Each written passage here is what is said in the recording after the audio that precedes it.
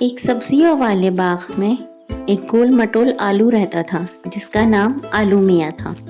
وہ بہت خوش مزاج تھا لیکن ایک بات سے اداس رہتا تھا۔ اس کی کبھی سالگرہ نہیں منائی گئی تھی۔ ہر سال ٹماٹر، گاجر اور بینگن اپنی سالگرہ مناتے تھے اور آلو میاں بس دور سے دیکھتے رہتے تھے۔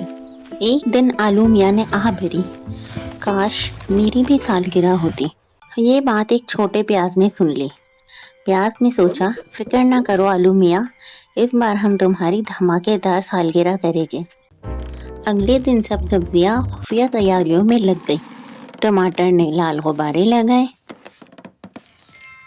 گاجر نے کیک بنایا، مٹر نے میوزک تیار کیا اور مرچ بس سب کو ڈرا ہی رہی تھی۔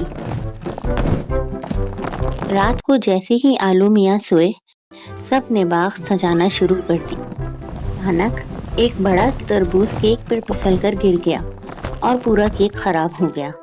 سب پریشان ہو گئے۔ پیاز گھبرایا اور بولا، اب کیا کریں گے؟ پورا کیک تو خراب ہو گیا۔ تب آلو میاں وہاں آ گئے۔ سب نے شرمندہ ہو کر کہا، سرپرائز تو خراب ہو گیا۔ تب آلو میاں زور زور سے ہنسنے لگے، ارے یہی تو سب سے فنی سالگرہ ہے۔ پھر سب نے مل کر تربوز والا ہی کیک کھایا، پارٹی کی، ڈانس کیا اور خوب مستی مزہ کیا۔ آخر میں آلو میاں بولے، اصل خوشی مہنگی پارٹی میں نہیں بلکہ اچھے دوستوں میں ہوتی ہے۔